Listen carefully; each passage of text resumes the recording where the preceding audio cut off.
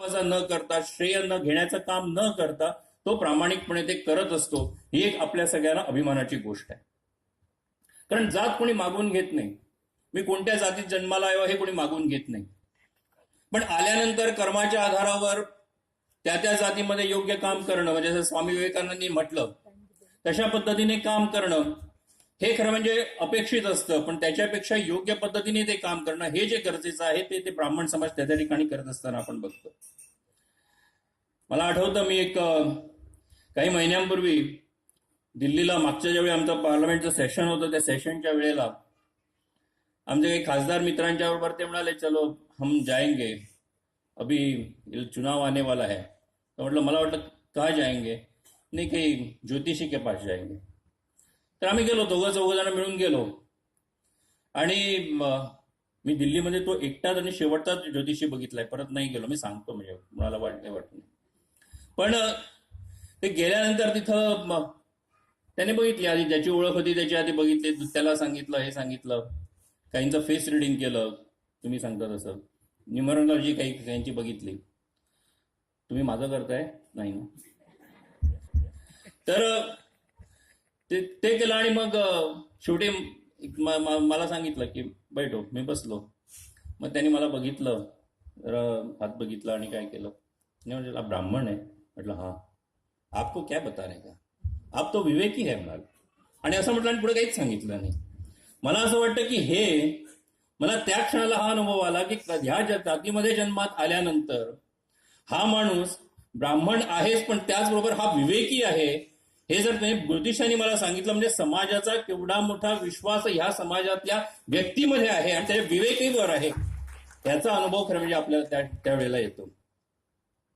आणि म्हणून या ब्राह्मण महामेळाव्याच्या निमित्तानं गोव्यामधले सर्व ब्राह्मण समाजातली लोक एकत्र येतात, आपल्या विचारांचं आदान प्रदान होतं, चांगलं चर्चासत्र या ठिकाणी झालं असं समजलं. आणि आपण बघतो की गोव्यातल्या बऱ्याच क्षेत्रामध्ये सुद्धा ब्राह्मण समाजातली मुलं असतील, कर्तृत्ववान आहेत, काम करता आहेत, पुढे येण्याकरता धडपडत आहेत. ब्राह्मण समाजाचं खूप मोठं योगदान आहे.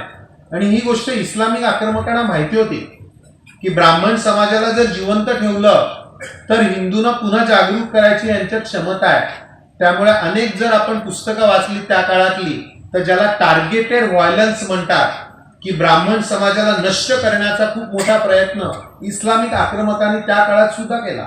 अगदी आत्ताच सुद्धा आपण काश्मीरचं जर उदाहरण पाहिलं तर काश्मीरमधली 98% जनता त्यांचं धर्मांतरण करून इस्लामिक झालेली आहे. फक्त 2% समाज जो हिंदू उरलाय तो तिथले काश्मीरी पंडित आहेत. इतकं मोठ्या प्रमाणात हिंदू समाजामध्ये, पूर्ण हिंदू समाजाने केलंय, पण विशेषतः ब्राह्मण समाजाने या इस्लामिक आक्रमणाचा प्रतिकार केला. ज्यावेळी इंग्रज या ठिकाणी आले त्यावेळी त्यांच्या लक्षात आलं, आपल्याला माहिती आहे की मॅकॉले मिनिट्स मध्ये काय लिहिलेलं आहे की आम्हाला काळे इंग्रज घडवायचे किंवा आम्हाला अशी लोक घडवायचे की जे दिसायला भारतीय आहे पण मनाने पाश्चात्यांना शरण गेलेले आहे.